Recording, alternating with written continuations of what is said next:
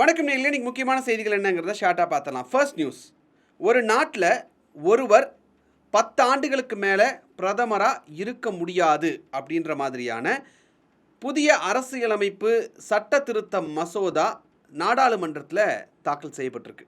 So just think, ஒருத்தர் 10 ஆண்டுகளுக்கு மேலே பிரைம் மினிஸ்டராக இருக்க முடியாது இனிமேல் அப்படிங்கிறது தான் இந்த சட்ட திருத்தம் சொல்லக்கூடிய ஒரு முக்கியமான விஷயம். இது நடந்துருச்சு, இது நிறைவேறிடுச்சு அப்படின்னா நாட்டினுடைய அரசியல் வரலாற்றில் முதல் முறையாக பிரதமருடைய பதவிக்காலத்துக்கான உச்சவரம்பு அப்படிங்கிறது நிர்ணயம் செய்யப்படும் அப்படின்ற ஒரு விஷயம் தெளிவாக தெரியுது.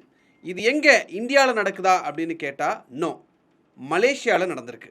இந்த கான்ஸ்டியூஷன் அமெண்ட்மெண்ட் பில் 2026 என்ன சொல்லுது அப்படின்னா, ஒரு நபர் பிரதமராக மொத்தமாக 10 ஆண்டுகள் மட்டும்தான் பதவி வகிக்க முடியும். அது தொடர்ந்து 10 ஆண்டுகளாக இருந்தாலும் சரி, இல்லை இடைவெளி விட்டு அவர் பதவியேற்றாலும் சரி, மொத்தமாக எல்லாத்தையும் ஆட் பண்ணி அதிகபட்சம் 10 ஆண்டுகள் தான் அவர் பிரைம் மினிஸ்டராக இருக்க முடியும். உதாரணமாக 9 ஆண்டுகள் ஒருத்தர் பதவி வகிச்சுட்டு பிரைம் மினிஸ்டராக இருந்துட்டு ஒரு இடைவெளி விட்டு மறுபடியும் ஒரு ஆட்சிக்கு வரார் அப்படின்னா அவர் 1 ஆண்டு மட்டுமே பிரைம் மினிஸ்டராக இருக்க முடியும்.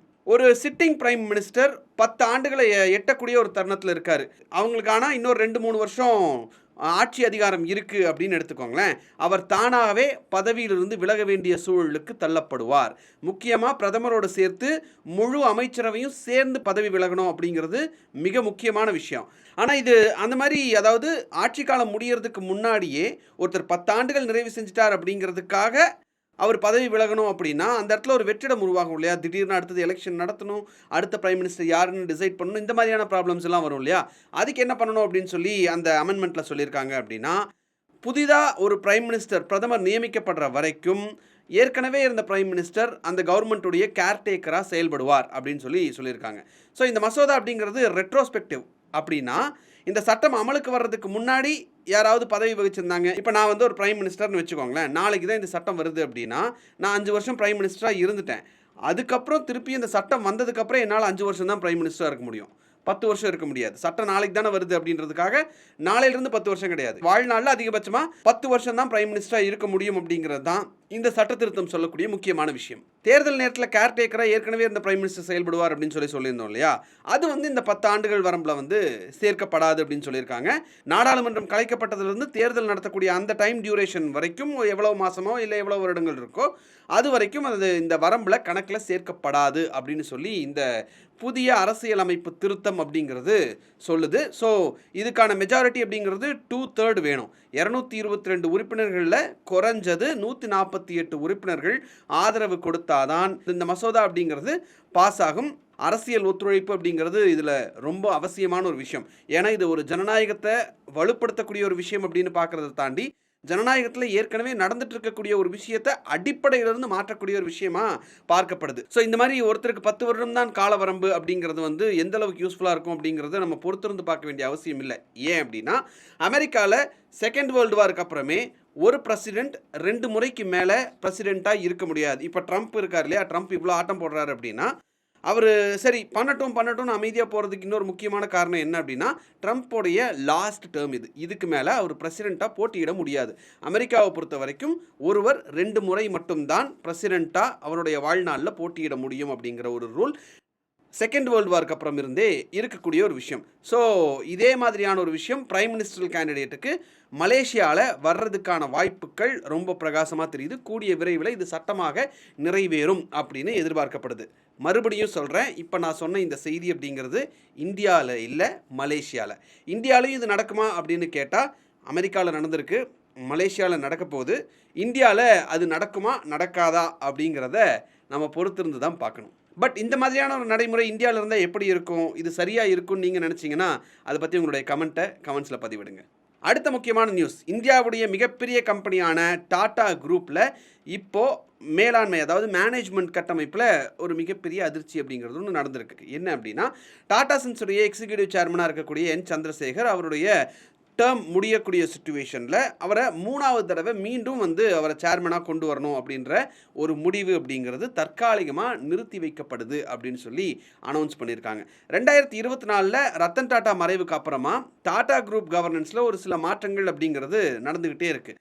இந்த வாரம் நடந்த இது சம்பந்தமான ஒரு போர்டு மீட்டிங்கில் சந்திரசேகரன் வந்து ரீஅப்பாயின்மெண்ட் பண்ணணும் அப்படின்றது தொடர்பாக தொடர்ந்து விவாதம் நடந்தது. ஆனால் தற்போதைய நிலவரப்படி பார்த்தீங்கன்னா திரு சந்திரசேகர் அவருடைய இந்த எக்ஸிக்யூட்டிவ் சேர்மன் பதவிக்கான பதவிக்காலம் அப்படிங்கிறது February 2027 வரைக்கும் இருக்குது. ஆனால் போர்டு முன்கூட்டியே அடுத்த காலம், அதாவது இன்னொரு டேர்ம் அவங்கள வந்து எக்ஸ்டெண்ட் பண்ண வைக்கலாம் அப்படின்ற டெசிஷன் எடுக்கிறதுக்கான பிளான் பண்ணாங்க.